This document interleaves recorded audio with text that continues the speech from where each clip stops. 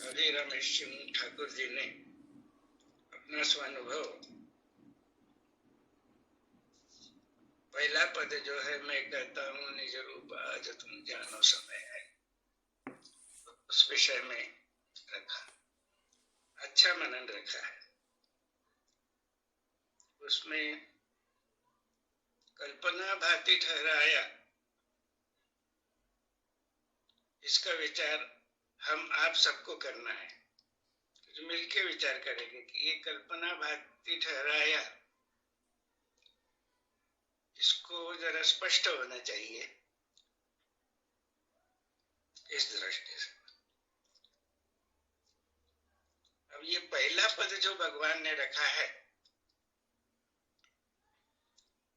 ये उद्बोधन पहले रखा है। किसको उद्बोधन कर रहे हैं? देखिए, पहला ही वाक्य है, हे परोक्ष ज्ञानी जन हो।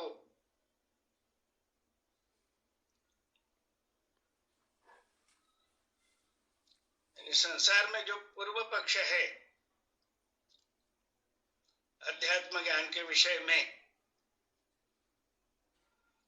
उस पूर्व पक्ष में ज्ञान की परिसीमा कहां तक होती है? वेदांत दर्शन तक।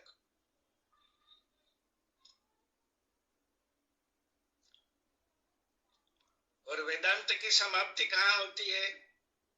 प्रकृति में ही वेदांत की समाप्ति होती है। इसलिए सर्वांग योग का पहला अध्याय अगर देखें, मोक्ष इच्छा दर्शन योग, तो मुमुक्षु विनम्रता से कहता है कि मैंने श्रुति स्मृति शास्त्र पुराण पढ़े। अब शास्त्र में सब षड शास्त्र आ गए, न्याय मीमांसा वैशेषिक सांख्य योग और वेदांत। तो वेदांत सर्वश्रेष्ठ शास्त्र है। तो परोक्ष ज्ञानी जनों का सद्गुरु भगवान लक्ष्य करा रहे हैं सिद्धांत की ओर। उनको ये कहना है, उनको ये स्पष्ट कर रहे हैं कि वेदांत यह अंतिम सिद्धांत नहीं है। तो अंतिम सिद्धांत क्या है? तो मैं कहता हूं, एकदम से वो अधिष्ठान रख के अभी दिखाना नहीं शुरू किया उन्होंने। पहले सिद्धांत की ओर लक्ष्य करा रहे हैं। लक्ष्य सिद्धांत का जो सो निश्चयार्थ स्वरूप के, तो पद में जो है वो भगवान ने सिद्धांत रखा है। मैं कहता हूं निज रूप आज तुम जानो समय है। युग का विषय काल है, इसलिए सबको संधि है जानने की। सिद्धांत क्या है? सिद्धांत का लक्ष्य क्या है? तुम हो दृश्य मात्र के दर्शक। दृश्य तो सभी देख रहे हैं, बड़े बड़े वैज्ञानिक और बड़े बड़े ज्ञानी पुरुष को भी दृश्य दिख रहा है, लेकिन जानते नहीं है उसको, क्योंकि सिद्धांत पता नहीं है। उनका वेदांत द्विपुट में चल रहा है,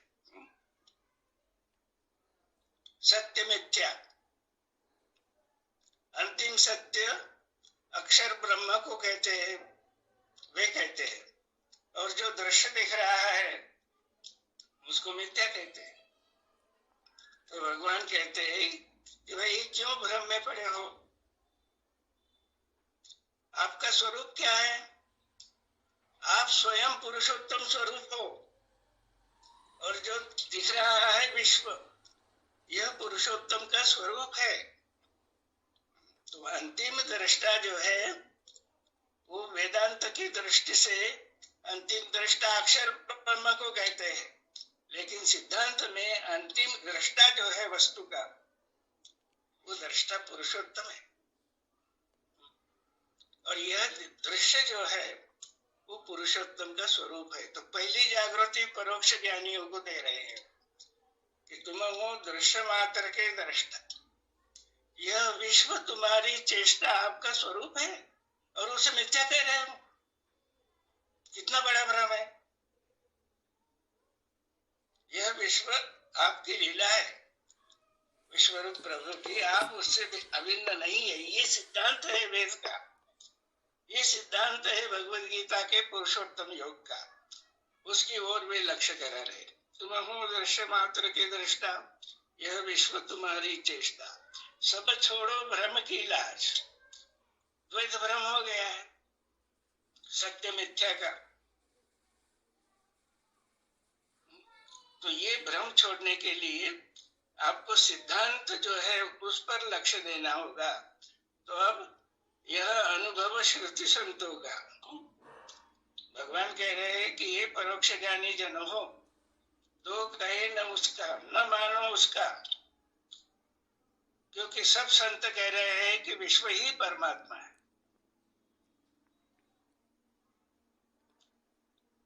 और बड़े बड़े आचार्य क्या कह रहे हैं? दृश्य मिथ्या है और अक्षर ही अंतिम सत्य है।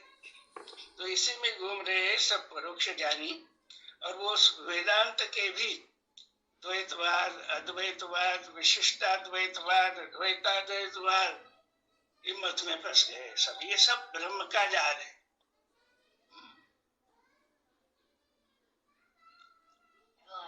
दो कहे न मानो उसका, तो श्रुति क्या कहती है? श्रुति कहती है तत्वम असि, त्रिपुटी है। वेदांत को त्रिपुटी का पता नहीं है, तो लक्ष्य करा रहे हैं भगवान। तत्वमसि, अस्ति भाति प्रिय, अस्ति से दृश्य बतलाया। अस्ति पुरुषोत्तम पद है, दृश्य बतलाया वही अस्ति, अस्तित्व हो गया, अस्तित्व रूप से दृश्य हो गया, दृश्य बतलाया। कल्पना भाति ठहराया, अब अस्ति ही दृश्य हो गया। तो पुरुष एव इदं सर्वम, श्रुति कहती है। पुरुष सूक्त का, ऋग्वेद का मंत्र है, पुरुष एव इदं सर्वम। ये कैसे ध्यान में नहीं आ रहा परोक्ष ज्ञानी? इसलिए पहले लक्ष्य किया, क्योंकि जब बड़ा ग्रंथ लिखने जाते हैं तो ग्रंथकार जो है वो पूर्व पक्ष जो है उसका ध्यान रखते हुए जो सिद्धांत ग्रंथकार बतलाने जा रहा है वो सिद्धांत यानी त्रिपुटी का लक्ष्य करा रहे हैं। इसलिए मैं कहता हूं, देखो देखो ये क्रियापद नहीं है इसमें। कहते हो तो भाई पहले सिद्धांत तो श्रुतियों का जो है भूल गए हो, वो तो सुनो आज। प्रिय अस्ति भाति से काज। देखिए त्रिपुटी में अधिष्ठान सामने रखकर, ये तो स्वरूप है मिठास का, शक्कर का स्वरूप है। और मिठास, रमेश जी, मिठास भी शक्कर की है ना? जी हाँ। हाँ जी। और नाम पुरुषोत्तम, वो भी शक्कर का ही है, शक्कर का ही है। तो जिसको भांति कहते हैं, अक्षर कहते हैं, मिठास कहते हैं, वो अलग कर सकते हो इससे? जी नहीं, किसी काल में नहीं हो सकता। हाँ, स्वरूप को अलग कर सकते हो? जी नहीं। तो दोनों कल्पनाओं का, यानी कल्पना भांति ठहराया। इसका मतलब क्षर अक्षर समझाने के लिए जो भेद बताए वो दूसरे पद में है उसका, लेकिन कल्पना भांति ठहराया।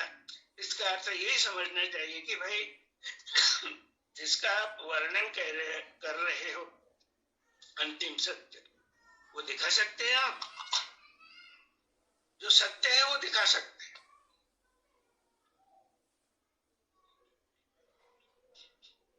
पढ़िए सब उपनिषद, उपनिषद में संवाद चल रहे हैं। तो गार्गी, मैत्रेयी, इन्होंने एक याज्ञवल्क्य जी से प्रश्न पूछा, सबसे बड़े परोक्ष ज्ञानी विज्ञान से, कि भाई ये आप जिसका वर्णन कर रहे हो अक्षर ब्रह्म का, वो कहाँ पे रहता है? उत्तर दे सके आप। उशस्त ने भी प्रश्न पूछा था। उशस्त भी बहुत बड़े ऋषि थे। ठीक है भले हम याज्ञवल्क्य जी, हम प्रणाम करते हैं आपके ज्ञान को, लेकिन मुझे ये समझा दीजिए कि जिस अक्षर ब्रह्म का, आत्मा का वर्णन कर रहे हैं आप, उसको जरा दिखा दीजिए।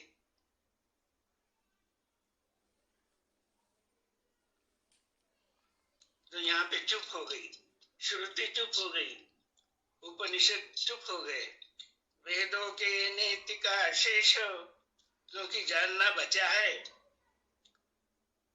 सिद्धांत बिना नहीं जाने जा सकता, इसलिए कल्पना भाती ठहराया। जो दिखा नहीं सकते तो दिव्य चक्षु के सिद्धांत में ठीक है, आंखों से नहीं दिखेगी मिठास, लेकिन दिव्य चक्षु के नेत्रों से दिखती है ना। कोई परोक्ष ज्ञानी आपने सुना है बतलाते हुए कि दिव्य चक्षु से आत्मा दिखता है क्या? नहीं, ये सदगुरु भगवान की ही कृपा है। यही युग परिवर्तन का कार्य है। देखिए, तो इसलिए ये सिद्धांत पहले पद में उन्होंने बतलाया, अस्थि से दृश्य बतलाया, कल्पना भाती ठहराया। अब प्रिय मायानंद समाज, यानी मायानंद समाज इतना सीमित है क्या कि शक्कर का डल्ला रख दिया, अक्षर अक्षर पुरुषोत्तम जो बतला था उतना ही मायानंद समाज है? मायानंद विश्वरूप परमात्मा पुरुषोत्तम है और उसका ही ये सब स्वरूप है। तो उसका स्वरूप दृश्य स्वरूप में उद्भिज, स्वेदज, अंडज, जारज जो जो भी दिख रहा है वो सब मायानंद का समाज है।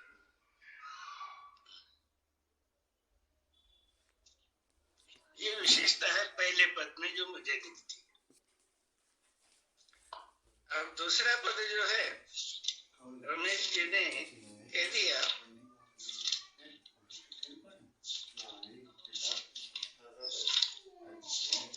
कहा हूं सब, इसमें भी देखिए कहा हूं सर्वांगियों की शुरुआत होती है कि देखो, अपनी आंखों से देखो। यहाँ कहा हूं सब आप सहित गोविंद, यानी प्रवेश, दिव्य दृष्टि अथवा विश्वरूप दर्शन योग। अब परोक्ष ज्ञानियों को उन्होंने एड्रेस कर दिया भूमिका में। अब दिव्य दृष्टि में उनको अपने अवतारित्व की पूर्ण जागृति, दिव्य चक्षु का पूर्ण प्रकाश जब अंतःकरण में हो गया अमरकंटक की गुफा में 1909 में, तभी से उन्होंने प्रचार शुरू किया। और ये ग्रंथ जो है उसकी पहली आवृत्ति 1912 में निकली थी। छोटा सा ग्रंथ, प्रथम आवृत्ति में 1912 में निकली थी। इसका ही अर्थ यह है कि भगवान ने 3 साल तक प्रचार किया दिव्य चक्षु का, तो बहुत से लोगों को सिद्धांत मालूम हो गए, दिव्य चक्षुवान भी समझ रहे होंगे। अब उनको इस पद में भगवान समझाना चाहते हैं कि भाई ठीक है, सिद्धांत समझना यानी ज्ञातुम द्रष्टुम प्रवेष्टुम, ये सिद्धांत को पूरी तरह से अनुभव जिसको कहते हैं, उसमें ज्ञातुम द्रष्टुम प्रवेष्टुम, ये तीनों भावों का परिपूर्ण ज्ञान और त्रिपुटी रहित अवस्था, इसको सिद्धांत का पूर्ण अनुभव कहते हैं। ये कब होगा? हम डल्ला सामने रखते हैं, त्रिपुटी समझा देते हैं,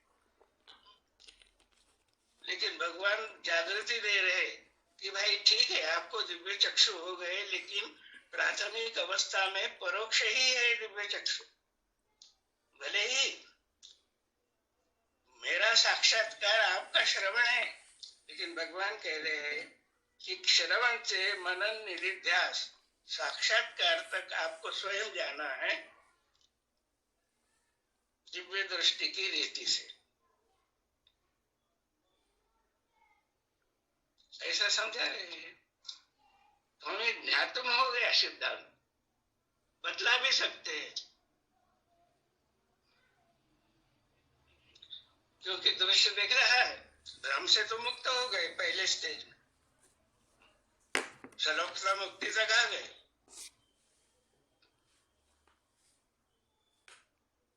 दृष्टुम हो गया, लेकिन ज्ञातुम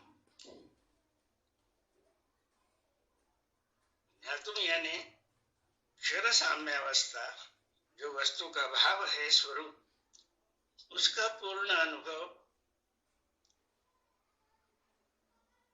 उसमें ओतप्रोत जो मिठास है उसका अनुभव, और दोनों भाव को धारण करने वाला तीसरा पुरुषोत्तम भाव, उसका अनुभव। इस स्टेज में अगर अनुभव का मतलब होता है ज्ञान हो गया, लेकिन अनुभव में दो नहीं रहते, अनुभव में एक रूप ही हो जाता।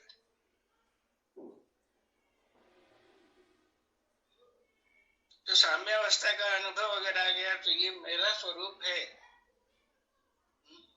इसलिए भगवान जागृति दे रहे हैं कि भाई केवल त्रिपिटक को समझाना यानी उपदेश नहीं है।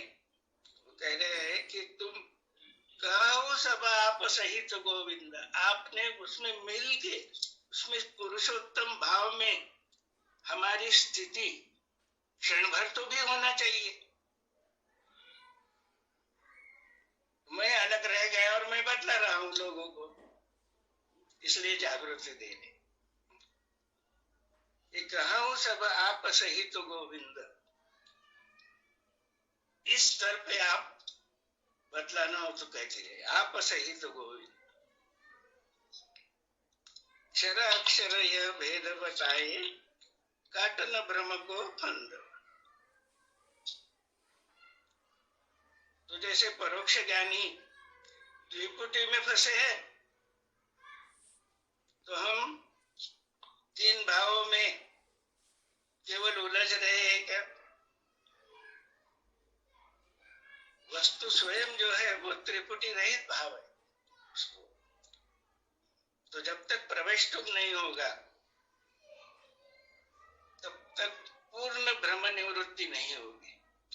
इसलिए सर्वांग योग के दूसरे ही अध्याय में भगवान कहते हैं कि ही में बोध होते ही, बोध अंतःकरण में होगा, और अंतःकरण में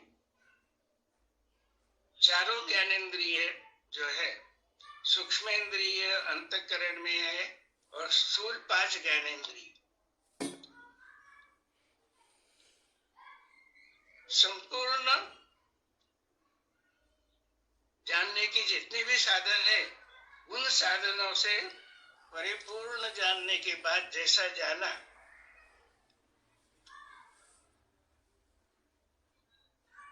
वैसे ही स्थिति करना है, उसमें रहना है। तो कथनी और करनी ये द्विपुटी में ही रहेगी। तो भगवान भी कहते हैं कि अकर्म रूप से दिखे, रहनी है प्रवेश तुम में। कहूं सब आप सहित गोविंद, वो दिख रहा है क्या हमें? ये अभ्यास में देखना चाहिए, मनन में। नहीं तो उपदेश भी कर रहे हैं, लेकिन आप सहित गोविंद है, सब परमात्मा का स्वरूप है, फिर भी मैं तू का भेद और ये श्रेष्ठ कनिष्ठ, ये क्यों दिख रहा है भाई हमें?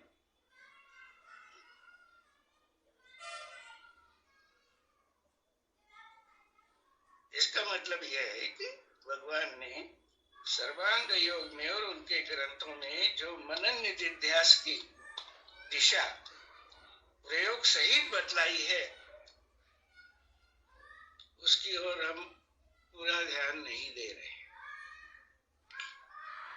तो पूरा ध्यान देना, इसी का नाम है अभ्यास। अक्षर है रूप मिठास सु अक्षर, नाम धर्यो है कंद। छांडो भेद एक करी जानो, देखो निज आनंद। श्रुति स्मृति संत कहे सत मानो। संतों ने भी हमें यही ज्ञान दिया, यथार्थ ज्ञान, और श्रुति ने भी हमें यथार्थ ज्ञान दिया। लेकिन वो क्या कह रही है? श्रुति स्मृति संत कहे सत मानो, यही अंतिम सत्य है ऐसा मानो। बोध किसी ने नहीं किया। बोध ही मायानंद। मायानंद अवतरित ही इसलिए हुए कि जो माना है आपने उसका बोध देखिए इसमें। बोध ही माया। इस तरह ये दो पद यहाँ पे क्यों रखे गए हैं, इसका विचार करना चाहिए हम लोगों को। और कहा वो शब्द मैं कहता हूं, ये दो शब्द बहुत पूर्ण है। और उद्बोधन किया है उन्होंने, हे परोक्ष ज्ञानी जन हो। तो विचार के अंत में यही आ गया है कि ये परोक्ष ज्ञानी, श्रुति पंडित को तो परोक्ष ज्ञानी हम कहते हैं, वेदांती को। लेकिन जिन्हें सिद्धांत मालूम भी हो गया प्रकट होने के बाद, उन्हें यथार्थ ज्ञान हो गया। वस्तु सामने रख के वो समझ सकते हो गया। परमात्मा दिखने लगा।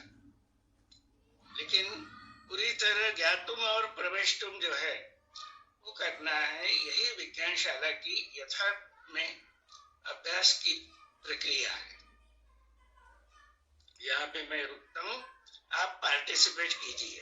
ये सत्संग चल रहा है, केवल मैं अकेला बोलते नहीं रहूंगा। आप पार्टिसिपेट कीजिए। इसमें के कुछ शब्द जो है उसका और कुछ अधिक अनुभव का अर्थ होगा तो वो भी बतलाइए, आनंद आएगा।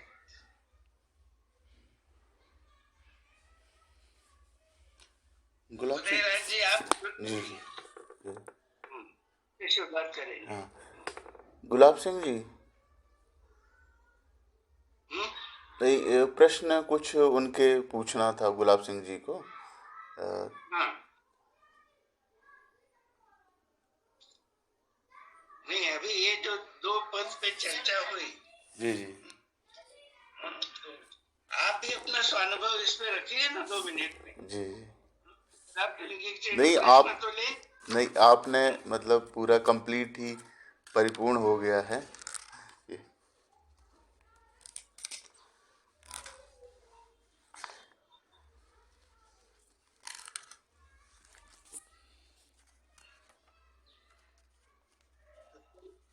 हाँ उत्तर पक्ष जी जी की शुरुआत हो रही है जी जी ग्रंथ के। जी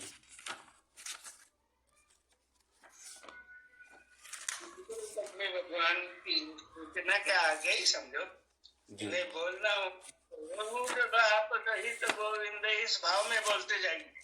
जी जी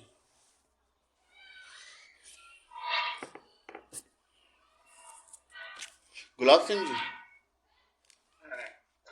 हाँ अब वो जो प्रश्न आप पूछना चाह रहे थे तो जी, ये स्वामी जी नर्मदे।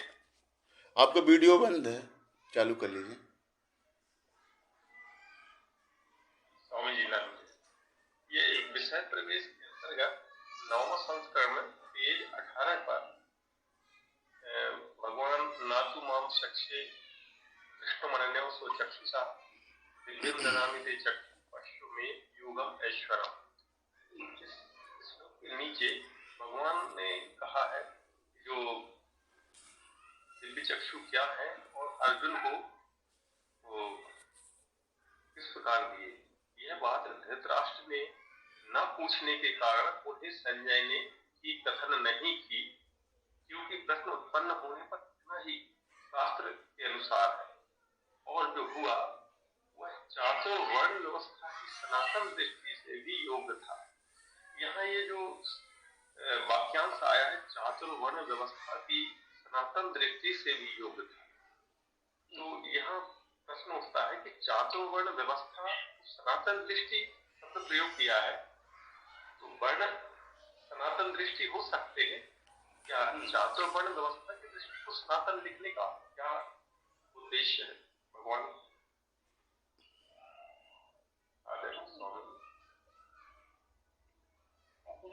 उदय कुमार जी, आज इस प्रश्न का उत्तर आप दीजिए।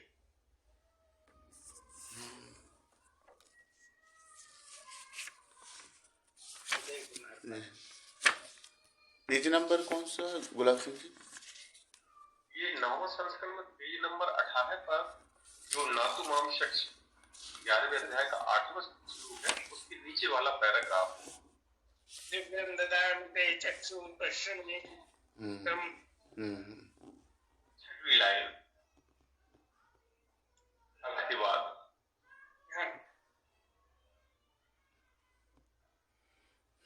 तो इसमें मतलब अपन को विसंगति कहाँ पे समझ में आ रही है? मतलब जिज्ञासा ये है कि चातुर्वर्ण व्यवस्था की सनातन दृष्टि से भी यह योग्य था, तो चातुर्वर्ण व्यवस्था की दृष्टि तो सनातन नहीं लगती है, वर्ण की दृष्टि सनातन जान पड़ती है, परंतु चातुर्वर्ण व्यवस्था की सनातन नहीं। यहाँ पर लिखा है चातुर्वर्ण सनातन दृष्टि से भी योग्य था, इसका प्रकाश डालने की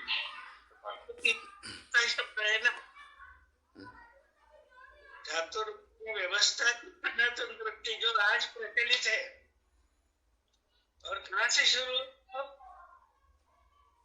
ब्रह्मदेव सिंह जी, चातुर्वर्ण व्यवस्था से शुरू हुई। ये ब्रह्मदेव द्वारा हुई, और उसका अत्यंत विकृत स्वरूप आज भी दिख रहा है। तो व्यवस्था सनातन दृष्टि, सनातन क्यों कहा? कितने साल हो गए? मैंने कहा कि 22 लाख हो गए धर्म छूट गए, यानी त्रेता पे। ये स्वयंभू जो चातुर्वर्ण है, ईश्वर नियत, उसकी दृष्टि से नहीं कह रहे, ये जागतिक दृष्टि की है। उस दृष्टि से आज भी कहेंगे कि लोग राजा को उपदेश देने का अधिकार जो है, वो संजय तो था, व्यवस्था में राजा को उपदेश करने का अधिकार नहीं रखता था, आज भी। अब हम शुद्ध बना दिया, इस सिद्धांत को समझ के भी तो वो कहेंगे कि इसको अधिकार नहीं है। इससे हम सुने वेद का ज्ञान, ऐसी व्यवस्था विकृत।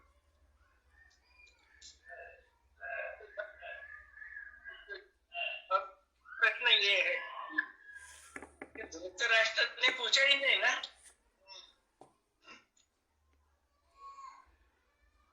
तो संजय भी मिनिस्टर भी था धृतराष्ट्र का, फिर भी पूछने पर ही बोलेगा ना वो। ये भी सामान्य नियम है वो।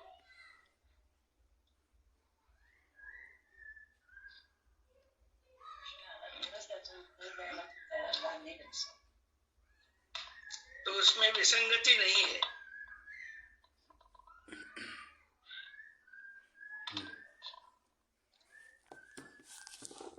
ठीक है, आपका म्यूट हो गया, माइक म्यूट है अभी। हाँ, गुलाब सिंह जी। नहीं, गुलाब सिंह जी का माइक। हाँ, स्वामी जी, पेज 36 पर अंतरिक्ष और पृथ्वी के बीच तथा शब्द आया है, तो क्या अंतरिक्ष पृथ्वी, जहाँ पृथ्वी की सतह से ऊपर तो सभी सब कुछ अंतरिक्ष ही है, इसमें लिखा अंतरिक्ष और पृथ्वी के बीच, यानी क्या ये माना जाए अंतरिक्ष में? क्योंकि पृथ्वी की सतह से ही अंतरिक्ष शुरू हो जाता है, अंतरिक्ष कोई एक लेयर तो है नहीं। तो बराबर क्लियर नहीं हो रहा। कितना पेज है? 36। हाँ,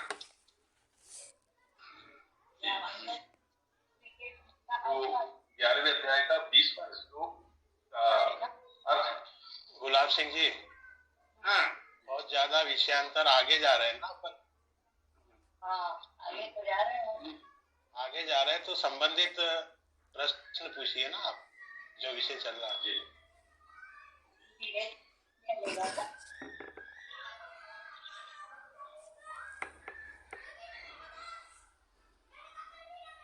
पृथ्वी और अंतरिक्ष, क्या कहना था आपका? क्या पूछना चाहते हैं आप? यहाँ पर जो है महात्मा, अंतरिक्ष और पृथ्वी के बीच जो अवकाश है, तो अंतरिक्ष और अवकाश, इसमें कोई डिफरेंस?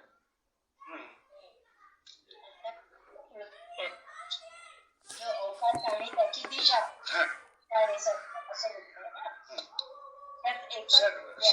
सर्व दिशा आपने व्याप्त के रखी है विश्व रूप परमात्मा ने, सही? उसका सपना पृथ्वी से लेकर दिन चाहिए। पृथ्वी, आगे आप, वायु, आकाश, अंतरिक्ष समाप्त हो गया? नहीं, ये भी कर रहा है ना। सब भूमि विश्व तिष्ठ दशांगुलम। फिर सत्ता है रजोगुण, सत्वगुण, रजोगुण, तमोगुण, 8 हो गए। 8 की साम्यावस्था 9, और 9 में वो तक कुछ एक है, वो 10वां। एक तत्वों का हर विश्व रूप परमात्मा है, ये ने व्याप लिया है। क्या अर्थ है अंतरिक्ष का मतलब? और ये सब कहाँ से जाना आपने? तो सूक्ष्म ज्ञानेन्द्रिय जो अंतःकरण में स्थित है, उसने जाना ये सब विश्व रूप। लेकिन कैसे जाना? भगवान ने जब प्रक्रिया तो दिव्य चक्षु, यही दिव्य चक्षु जब भगवान ये, तब उन्होंने देखा कि भाई लेकर अंतरिक्ष कहने संपूर्ण विश्व सर्व अस्तित्व का, अस्तित्व की लीला दिख रही है, उसका स्वरूप दिख रहा है। दृष्टि से एक प्रश्न है, कोई ऐसा नहीं कि छोड़ के पूछ रहे हैं, उनका प्रश्न भी ठीक है।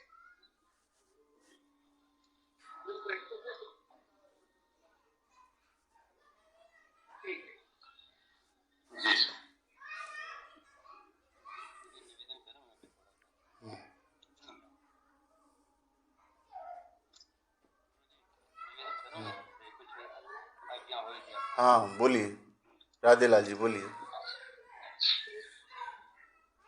हेलो, तो कहीं नमक उसका ये अनुभव सिद्ध होगा, यहाँ थोड़ा प्रकाश जोर से बोलिए थोड़ा सा। तो कहे न माने उसका, काहीतरी चाललंय त्यांना प्रश्नाचं। राधेलाल जी तो कहे न माने उसका ये अनुभव सिद्ध।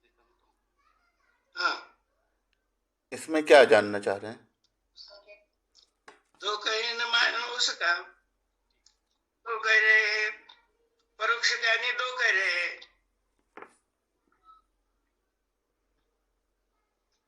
जिसका सिद्धांत, जिसको सिद्धांत मालूम है, ज्ञात हुआ,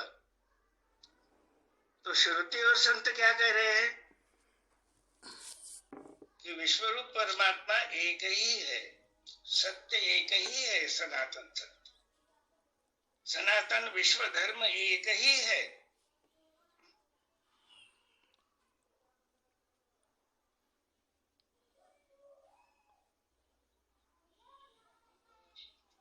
तो मेरा तेरा दो हो गए, ये विज्ञान में नहीं है। दो कहे न मानो उसका, संतों का अनुभव भी यही है, और श्रुति भी यही कहती कि पुरुष एव इदं सर्वम, सर्व में 1 2 3 सबका लय है सर्व में।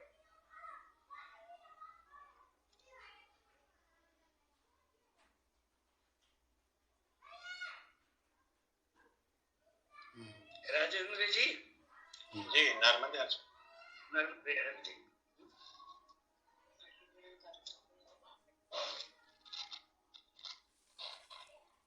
स्वामी जी, ये गुलाब सिंह जी ने जो प्रश्न उठाया था अभी, उसमें मैं भी कुछ कहना चाहता हूँ। जरूर कहिए। जैसे यहाँ लिखा हुआ है कि क्षत्रिय को केवल ब्राह्मण या क्षत्रिय 2 वर्ण ही उपदेश दे सकते हैं, तो ये सनातन व्यवस्था में है, लेकिन अनुभव जिसको हो चुका परमात्मा उसमें नहीं, तो मैं क्या कहना चाह रहा हूँ, हाँ, सनातन सिद्धांत का जिसको अनुभव हो चुका है, दृढ़ निश्चय हो चुका, वो तो कोई भी किसी को भी उपदेश कर सकता है। और जी अवश्य जी, वही मैं कहना चाह रहा हूँ। हाँ।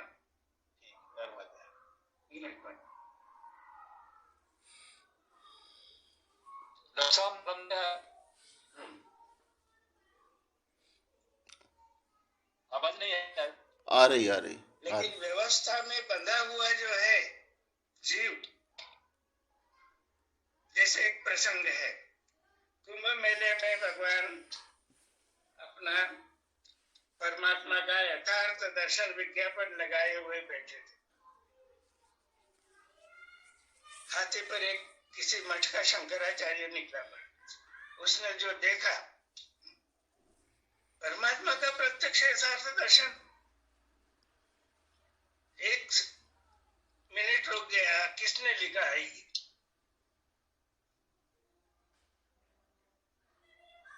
और यहाँ पे तंबू में जो महाराज है उन्होंने लिखा है, बुलाओ उनको बाहर।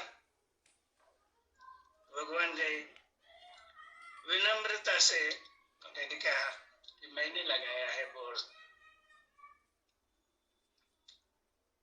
परमात्मा दिखता है तो भगवान का उत्तर साथ दिख ही तो रहा है।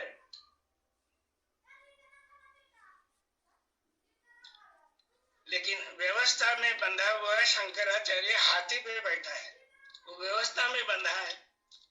उसको बोला जाए किसी साधु बैरागी से मैं उपदेश लूंगा, नहीं, चला गया। अगर मुमुक्षु होता तो उसको सनातन धर्म का ज्ञान ही नहीं था। आज भी वही अवस्था है, भयंकर धर्म ग्लानि की अवस्था है।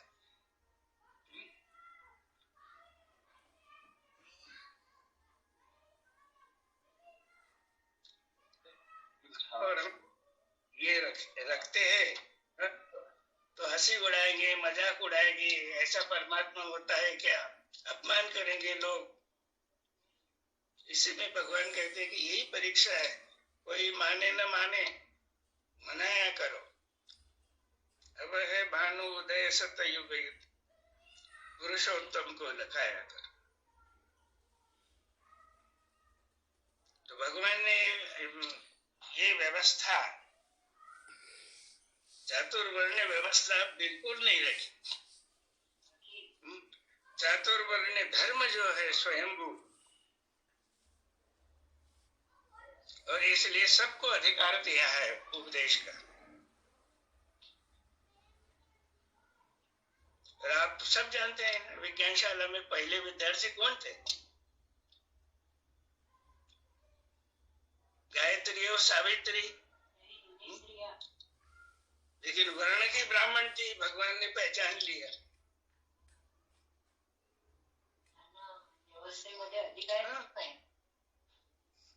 लेकिन उनको व्यवस्था के लोग किस दृष्टि से देखते थे? कितनी तकलीफ हुई होगी उनको कार्य करते वक्त।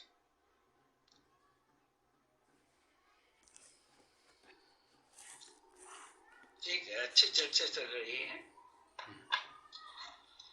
सर। ये पहले पद में भी अनुभव श्रुति संतों का और श्रुति का अनुभव, ये लाइन है। 2 कहे कहे न मानो उसका, यह अनुभव श्रुति संतों का। और ये दूसरे पद में भी श्रुति स्मृति संत कहे सत मानो बोध ही मायानंद। तो इसमें अभी तक ऐसे समझता हूं मैं कि श्रुति स्मृति में जो भी दिया है वो परोक्ष ज्ञान है, शब्दों में ज्ञान है, संतों का अनुभव का ज्ञान है। तो लेकिन इनमें सब साथ में आया है तो उसका कुछ विशेष महत्व है क्या? पहले पद में क्या लिखा है? यह अनुभव है श्रुति संतों का, लेकिन अनुभव है और ये दिव्य दृष्टि ग्रंथ में भी अनुभव रखा है। अब दोनों में क्या फर्क है ये बतलाइए उदयराज जी, आप बतलाइए।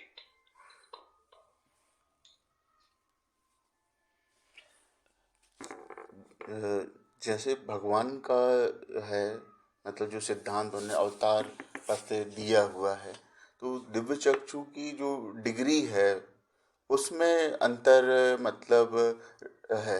हो सकता है कि जो आया है पूर्व के स्थूल दृष्टि से मतलब दिव्य चक्षु का सिद्धांत आ गया, लेकिन मतलब जो पूर्णता के साथ जो अवतार का जो अनुभव, ये वेद अनुभव आए, ये अपने सदगुरु भगवान मायानंद चैतन्य जी हमें प्रदान कर रहे हैं। ठीक है, और कोई बतलाएगा? किसी को ऐड करना होगा, स्पष्ट कीजिए। अच्छा है, ठीक है। स्वामी जी, इसमें जो है लिखा है कि दो कहे न मानो उसका ये अनुभव श्रुति संतों का, ये न अपरोक्ष का ये परोक्ष है, अपरोक्ष का परोक्ष है ये। इसलिए वो कह रहे हैं कि दो जो कहता है उसके न मानना, क्योंकि परमात्मा तो सर्व ही है, एक ही है वो। और इसमें कह रहे कि छाड़ो भेद एक कर जान, श्रुति स्मृति संत कहे सत मानो। अब ये सत मानने का कह रहे हैं, जानने का नहीं कह रहे। यहाँ बोध ही मायानंद, तो भगवान बोध दे रहे हैं, और ये श्रुति और स्मृति कह रहे हैं कि तुम मानो ऐसा कि एक ही परमात्मा। ये ना वो परोक्ष में कह रहे हैं, लेकिन ये अपरोक्ष कह के बता रहे हैं भगवान। ठीक है, श्रुति संत कहे, यह अनुभव श्रुति संतों का, ये कहना है। तो श्रुति में भी अनुभव है और संत वांग्मय में भी अनुभव है, लेकिन शब्दों में है। सगुण निर्गुण तुझ मणे वेद, तुका मणे भेद नाही ना। सगुण ही अगुण ही नहीं कछु भेदा, उभय हर ही भव संपत केला। ये अनुभव नहीं है क्या? लेकिन वो शब्द पढ़ने के बाद हमें अनुभव हुआ क्या? ये सोचना चाहिए ना। लेकिन इस ग्रंथ की विशेषता यही है कि जो प्रक्रिया रखी है अनुभव लेने की कि कैसा लिया जाए, तो वो दिव्य दृष्टि की प्रक्रिया से ही चले। जैसे भगवत गीता पर बड़े बड़े भाष्य करने वाले विद्वान लोग हैं, ये इनको अनुभव हो गया दिव्य चक्षु का। दिव्य चक्षु का अनुभव ही गीता में है ना सब।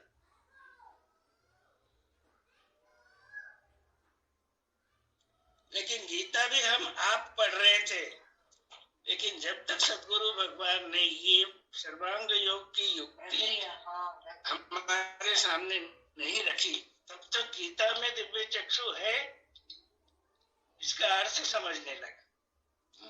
संत वाङ्मय में दिव्य चक्षु है, वो दिखने लगा। किससे? दिव्य दृष्टि के प्रकाश से। श्रुतियों में दिव्य दृष्टि है, दिखने लगा। अब मुझे फिर वेद मंत्रों में दिव्य दृष्टि कैसी है, दिखने लगा सदगुरु की दिव्य दृष्टि की कृपा से। और इसलिए मुझे प्रेरणा हो गई कि क्यों न फिर वेद में दिव्य चक्षु जो शब्दों में है उसको मायानंद जी के सिद्धांत से क्यों न स्पष्ट करके संसार के सामने रखा जाए कि भाई वेद का सच्चा स्वरूप क्या है। ध्यान में रखना चाहिए। अब जो तीव्र मुमुक्षु है, उस तीव्र मुमुक्षु को ये दिव्य चक्षु ग्रंथ का सूक्ष्म अध्ययन करने से दिव्य चक्षु हो सकते हैं।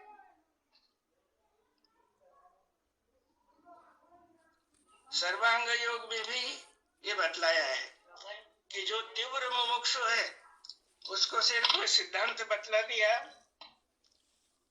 तीसरे अध्याय तक। अब इस ग्रंथ में भी भगवान ने वही लिखा कि त्रिपुटी का सिद्धांत बतला दिया, तीव्र अधिकारी के लिए इतना ही पर्याप्त है। फिर भी मंद अधिकारियों को ध्यान में आने के लिए आगे का प्रयोग पूर्ण रखा है।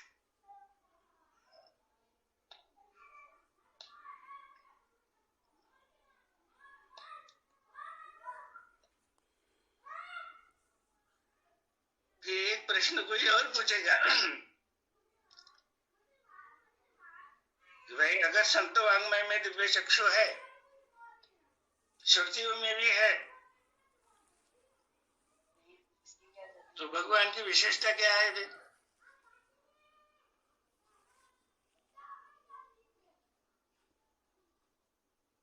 ऐसा प्रश्न उपस्थित हो सकता है ना? तो इसका उत्तर क्या देंगे उदयराज जी आप?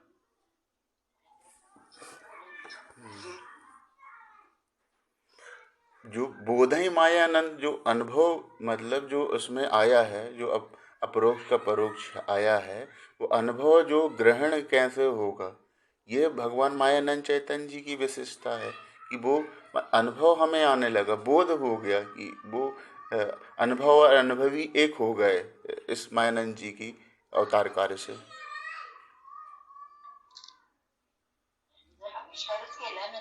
बिल्कुल ठीक है। दिव्य चक्षु का सिद्धांत सर्वरूप होने से सब ग्रंथों में शब्द अर्थ प्रत्यक्ष की दृष्टि से हमें ज्ञान हो सकता है।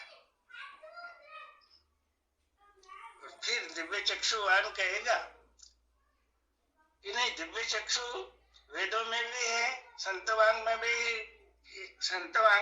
है, लेकिन शब्दों में है। वो सच्चा दिव्य चक्षु का जो जानकार है, जिसके अंतःकरण में बैठ गया, वो ये नहीं कहेगा वाक्य, ये बहुत लूज स्टेटमेंट हो गया, सब तरफ है दिव्य चक्षु। नहीं,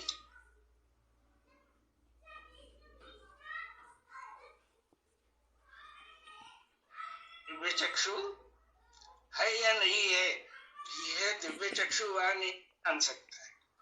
और वही कह सकता है कि ठीक है, उसमें है लेकिन शब्द रूप है। और वो समझाएगा कि जैसे पंच पकवान कैसे तैयार किया जाता है, बड़े बड़े किताब लिखे हैं शेफ लोगों ने, तो वो क्या शब्दों में है सब पकवान में। और भगवान क्या कहते हैं, दिव्य दृष्टि कैसे है कि ये पंच पकवान की थाली मैंने आपके सामने रख दी है, क्षुधाक्रांत पुरुष के सन्मुख रखी है। अब पकवान की पाक क्रिया की जरूरत नहीं, इसलिए पाक क्रिया ने फिर से योग याग विधि और ये सब शब्द भांडार ढूंढने की जरूरत नहीं, प्रत्यक्ष ही है।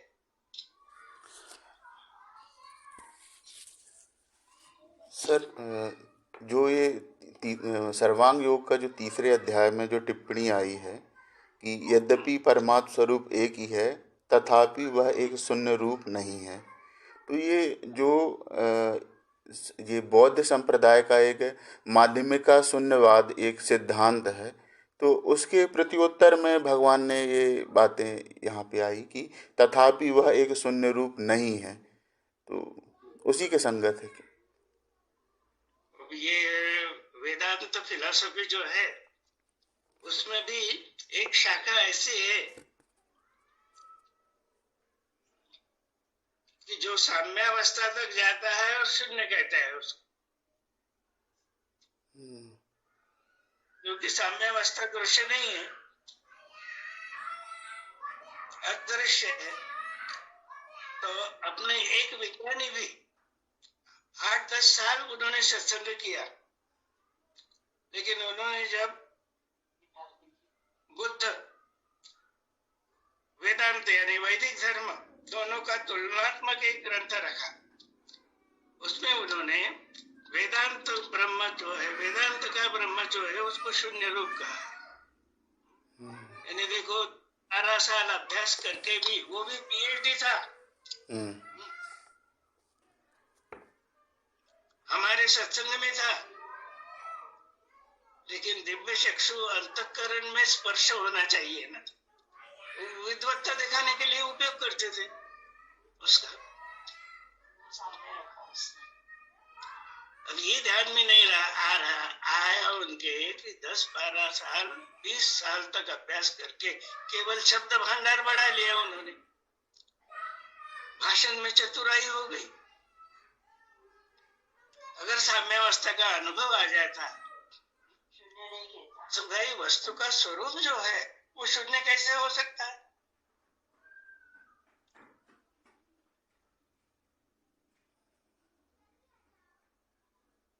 तो शून्यवाद बौद्ध धर्म में भी है, और ये वेदांत की जो शाखाएं हैं श्रुतियों का गलत अर्थ करने वाले, उनमें भी ये शून्यवाद चलता है।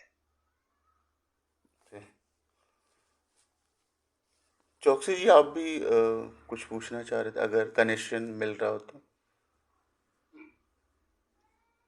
आदरणीय चौकसी जी। उपस्थित हो गए जी? हाँ, वो बाहर हैं, अभी हरियाणा में है, तो उनका कनेक्शन प्रॉपर नहीं था, तभी जुड़े थे वो। अभी बोलना चाहते हैं कुछ? लोरा अभी शायद कनेक्ट नहीं हो पाए हैं, आवाज नहीं आ रही होगी उन्हें, वो भी बाहर हैं हरियाणा में वर्तमान में। हाँ डॉक्टर साहब, नर्मदे हर जी। नर्मदे हर। नेटवर्क की प्रॉब्लम है, हाँ, तो आवाज शायद हमारी सुनी जा रही होगी। हाँ। डॉक्टर साहब, भगवान ने कहा एक जगह कि युक्ति संसार में किसी के अंदर में लिखी हुई नहीं है। बराबर है, जो भी हम कह रहे हैं कि संतों ने गाया या कहीं लिखा हुआ है, वो परोक्ष कथन ही है वास्तव में, यथार्थ युक्ति कहीं नहीं है, किसी ग्रंथ में नहीं है। इसलिए भगवत गीता में भी कहाँ लिखी है, उसकी प्रक्रिया नहीं है, उसमें भी नहीं है। हाँ जी, तो यही तो हम विशेषता ग्रंथ की देख रहे हैं, दिव्य दृष्टि ग्रंथ, और सर्वांग योग की विशेषता यही है जी। करण में बोध होता है, दिव्य चक्षु प्रकाशित हो जाते हैं, इस प्रक्रिया जो सच्चा यदि उसका अनुभव रहेगा कि दिव्य दृष्टि कहीं पे नहीं है, किसी ग्रंथ में नहीं मिलेगी, सिवाय भगवान श्री मायानंद चैतन्य रचित ग्रंथों के।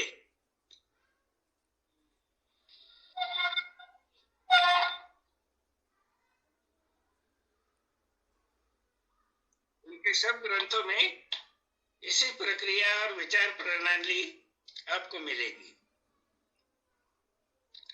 ठीक है। भगवान ने वो गंगानंद जी को बोला था कि दिव्य दृष्टि दुनिया किसी ग्रंथ में नहीं, 12 साल तक ढूंढा था। बिल्कुल ठीक बात है।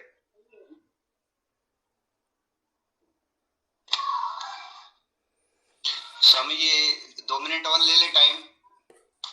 संयोजक को पूछिए, 8 तो बज रहे हैं। हाँ बोलिए। ये बुद्धि सूक्त भाग 1 के 207 नंबर में दिया है।